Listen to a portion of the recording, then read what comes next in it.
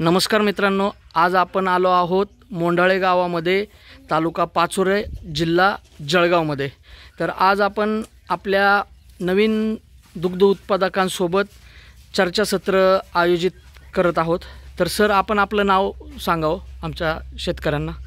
माझे नाव संजय शिवाजी वाघ, राहणार मोंडाळे, तालुका पाचोरा, जिल्हा जळगाव। सर, तुम्ही हा दुग्ध व्यवसाय किती वर्षापासून करताय? मला 5 वर्ष झाले।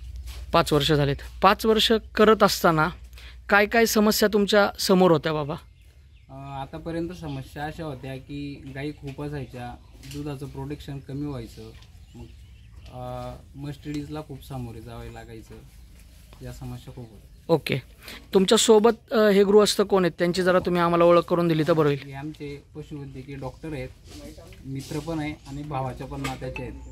सर, तुम्ही तुमचं नाव आणि तुमचं थोडंसं जरा अनुभव। नमस्कार मित्रांनो, माझं नाव डॉक्टर श्रीकांत पाटील। मी खाजगी पशुधन पर्यवेक्षक AITचं काम चांगल्या प्रमाणाने करतो। मी जास्तीत जास्त गुणवत्ता वाढीकडे लक्ष देण्याचा प्रयत्न करतोय, जेणेकरून अनुवंशिक वाढ होऊन आपल्या शेतकऱ्यांचा जास्तीत जास्त फायदा झाला पाहिजे, या हिशोबाने मी काम करतोय। अनुवंशिकता वाढ म्हणजे नेमकं साहेब काय थोडंसं सांगता येईल आपल्याला? अनुवंशिकता वाढ म्हणजे जर आपण एचएफ भरवतो आहे तर एचएफ मध्ये चांगल्यात चांगलं ब्रीड भरून एचएफची आपली जी अधिक वाढ होऊन पुढच्या वेळेस जी कालवड येईल, जास्त काटकक्षम, जास्त रोगप्रतिकार शक्ती असलेली ती कालवड आपल्याकडे तयार झाली पाहिजे, या प्रकारे काम करणे आम्ही अनुवंशिकतेमध्ये करत आहोत। सर, आताच आपण माहिती घेतल्याप्रमाणे तुमच्याच हातची ह्या गोठ्यामध्ये ब्रूट हे सिमेंट तुम्ही लावलेलं आहे। तर हे ब्रूट सिमेंट का लावलं? ब्रूट सिमेंट आता मगाशीच आपल्याला संजय भाऊंनी सांगितलं की माझ्याकडे कमी दुधाच्या प्रमाणामध्ये गाई आहेत, तर आपल्याला ती दूध वाढ करायची म्हणून आपण ब्रूट हे सिमेंट लावलं आणि त्याच्यापासून दूध उत्पादन वाढलेलं आपल्याला दिसून येतं।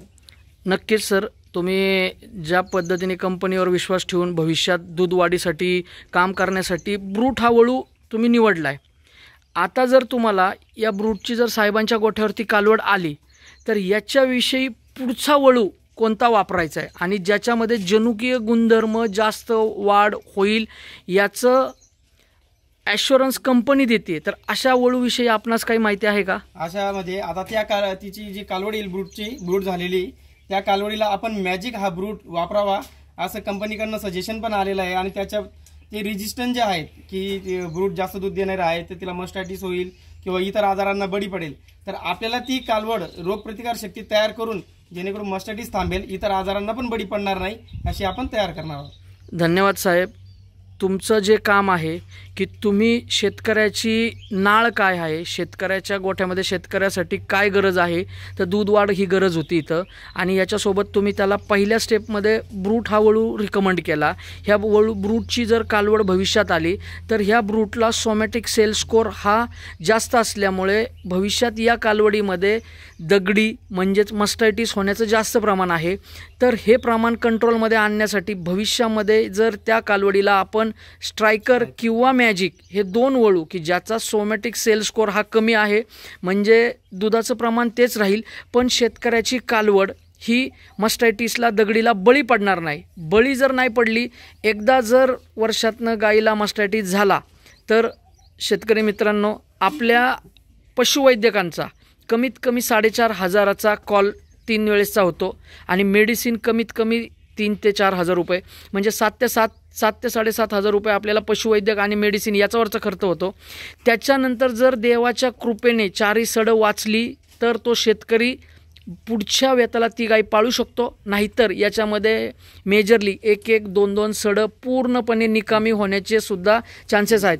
तर साहेब, तुमच्या भविष्यातल्या वाटचालीस ABS टीमकडनं तुम्हाला हार्दिक अशा शुभेच्छा व्यक्त करतो आणि या पाचोरा तालुक्यात तुमच्या सोबत अजूनही जास्तीत जास्त शेतकऱ्यांकडनं जनुकीय गुणधर्मावरती आधारित असलेल्या वीर्यमात्रेचा उपयोग प्रत्येक गोठ्यावरती व्हावा अशी सदिच्छा व्यक्त करतो। थांबतो। रामकृष्ण हरी।